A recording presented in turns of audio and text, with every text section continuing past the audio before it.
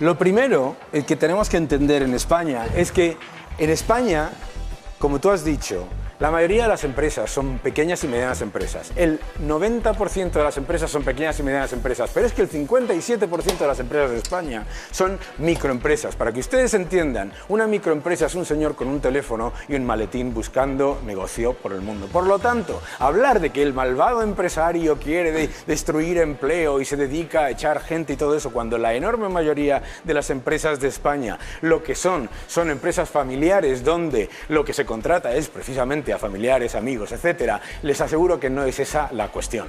Que las cotizaciones en España son demasiado altas y que además son un problema para el empleo, no lo digo yo, lo dice el economista jefe del Banco Central Europeo, de la Unión Europea, Olivier Blanchard. No lo dice un señor ultraliberal, lo dicen todos los organismos internacionales, lo dice la OCDE. ¿Por qué? Porque el problema en España no es la facilidad o dificultad del despido. El problema en España es, señores, que el problema es contratar. La dificultad es contratar. Primero, fíjense qué casualidad. El señor Losada les acaba de decir el chollo tremendo que es para un empresario contratar en este país. Puedes despedir cuando quieras, te forras, esto es una maravilla. Y sin embargo, tenemos una de las tasas más bajas de emprendimiento y de autoempleo de toda la OCDE. ¿Qué es lo que hay que hacer?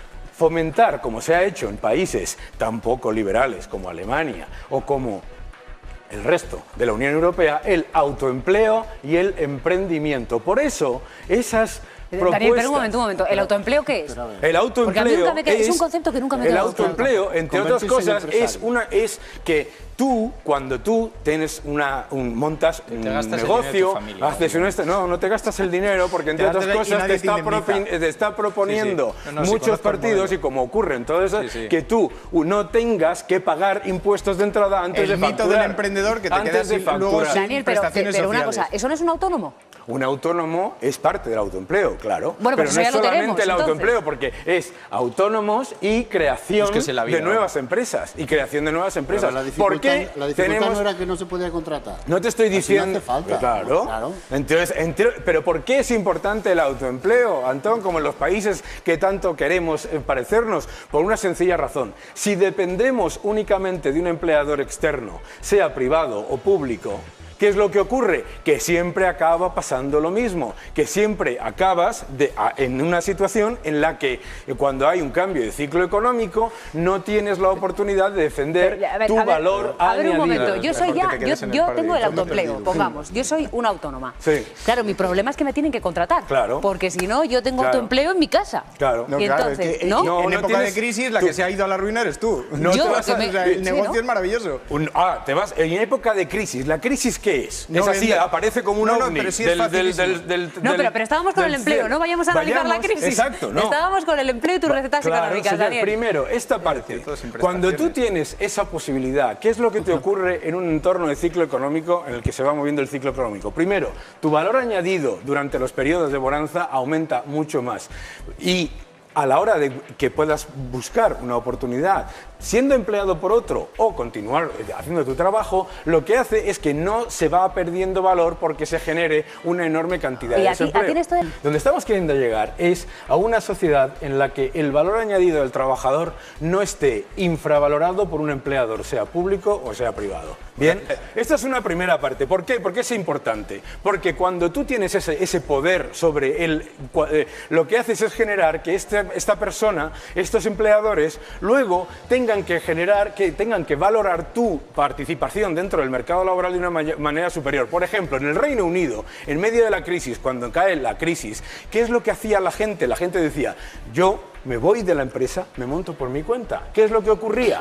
Que los empleadores tenían que luchar mucho más por mantener el talento que quieren mantener. Esta fórmula, con las actuales cuotas de autónomos, me parece una risa. Totalmente. Por eso, algunas propuestas de las que hemos visto ahí, lo que están diciendo es, oiga, es que no tiene ninguna lógica que tenga usted unas cuotas tan altas antes de facturar. Entonces, y facture lo que facture, que es que hay veces que no entra nada. Que se convierte casi como en un canon, no tiene ninguna lógica, ¿verdad? Entonces lo que se propone, con toda la lógica, es decir, oiga, para que eso no sea un problema, para que lleguemos a los niveles de emprendimiento que tiene el resto de la OCDE, el resto de la Unión Europea, lo que vamos a hacer es que esas personas no paguen esas cuotas durante el principio de su actividad, y que las cuotas a las pequeñas y medianas empresas también se bajen. Además, más propuestas, a ver, Daniel. La segunda, que es muy importante, es reducir la burocracia. Tú hablabas antes de rigidez. El problema de la rigidez no es si el despido es barato, caro, todo eso. El problema de la rigidez, y cito de nuevo al economista jefe del Banco Central Europeo, no a cualquier otra persona. Otro marxista, claro. Olivier Blanchard es un neoliberal. No me fastidies. Hombre, desde luego no es desde un punto de vista comunista, neoliberal es hasta Hollande. Estoy de acuerdo, pero bueno, eso es otra cosa. Reducir burocracia. ¿Por qué es muy importante? El elemento esencial es que en España es uno de los países donde más tiempo y más cuesta montar una empresa. Segundo, no solamente... montan 3 días, ¿no? No sé si son 3.000 euros. Eso es una empresa. ¿No? ¿Pero por qué 3.000 euros? ¿Pero por qué tienen que ser 3.000 euros? Son todo premisas falsas. ¿Pero por qué son 3.000 euros? Dice, que no cuesta nada. Que no cuesta nada, que se montan 3 días y son 3.000 euros montar una empresa. ¿Qué clase de rigidez es esa? No me acabas de decir que era tantísimo dinero. ¿Te parece tantísimo dinero 3.000 euros por montar una empresa? ¿Pero por qué tienes que pagar 3.000 euros por montar una empresa? Pero si en los países... una base de capital por si dejas algún pufo. ¿Pero qué dices?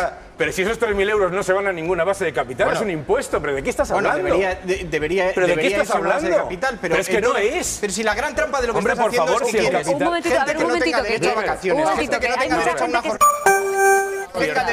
Hay mucha gente que se está incorporando a esta hora 4. Quiero recordarles que son las 10 y 1 minuto de la noche y que están ustedes viendo Un Tiempo Nuevo, que estamos analizando con el economista Daniel Lacalle las propuestas que ofrece él para reducir el desempleo. Nos ha ofrecido el autoempleo, reducir la burocracia. ¿Qué más propuestas tienes tú, Daniel? La tercera, que yo creo que es muy importante también, es no solamente generar un entorno en el que haya mayor calidad y mejor capacidad de generar un nivel de emprendimiento como el resto, sino que lo que tenemos que hacer es incentivar que la pequeña y mediana empresa crezca a gran empresa.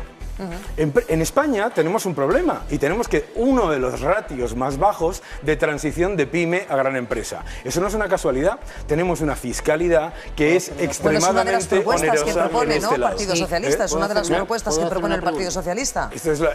No, porque de otras cosas la sube aquí. Sí, no. ¿La sube ahí?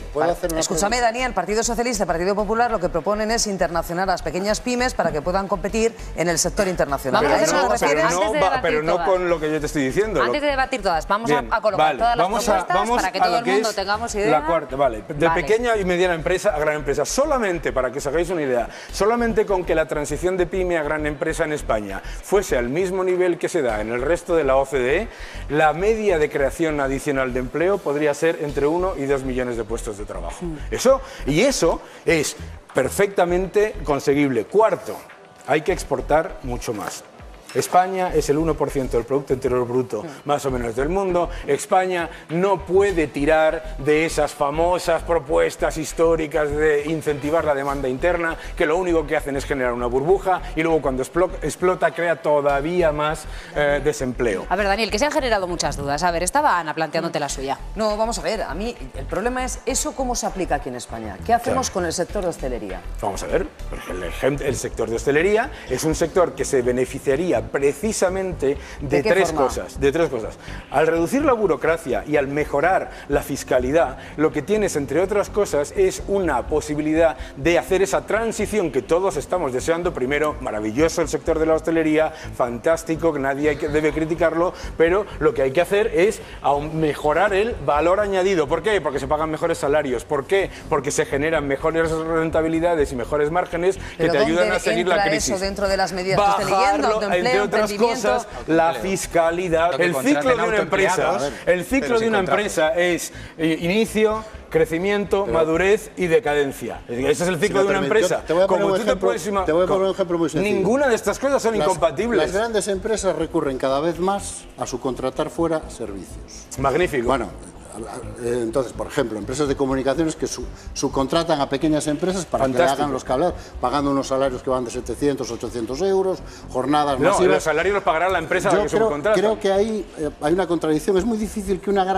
una empresa se convierta en gran empresa a base de subcontratar a pequeñas empresas que lo que hacen es proporcionarle trabajo barato. No, porque es que una cosa no tiene nada que ver con... Ya termino. Es muy difícil que una pequeña y mediana empresa se convierta en gran empresa si vive precisamente de racanear las subcontratas de las grandes empresas. No es así. La pyme no vive de racanear a nadie. La pyme, el problema que se encuentra fundamentalmente cuando empieza a ingresar alrededor de 3 millones de euros es que se encuentra con una batería, y no nos olvidemos que el problema está en la burocracia también, una batería absolutamente desproporcionada de ataques por todos lados, de cantidad de papeles y papeles y papeles. Yo he estado hace poco en Murcia, me comentaban los empresarios que tenían para recibir en algunas zonas, para recibir permisos, han tenido hasta 3 años que esperar. Pero yo no te preguntaba eso. Entonces, no. Yo te preguntaba por las grandes empresas que subcontratan 800 euros. Vamos a ver, mira, 800 euros. Antón, todas las empresas de España, ¿vale?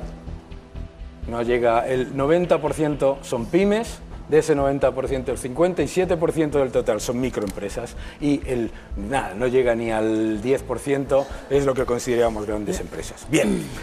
¿Qué es lo que yo te estoy diciendo? Es totalmente compatible porque es que todo funciona en la misma dirección. Lo que te estoy diciendo es que una pequeña y mediana empresa está encantada de generar mayor negocio. No conozco ningún empresario, señores, que no quiera ganar más dinero y que no quiera tener una empresa más fuerte y más sólida en los próximos 10 años. Pero por otro lado, lo que genera el hecho de que tú puedas subcontratar a otra gente y que tenga eso, es que esa persona, su valor añadido cuando entras en este momento, tiene muchísimas más opciones de salida. El problema de un sistema tan rígido como el que tenemos es que si te pasas 25 años en el mismo sitio, cuando viene una crisis y sea el sector público, sea el sector privado, que no te libra a nadie, pierdes tu empleo, no tienes nada.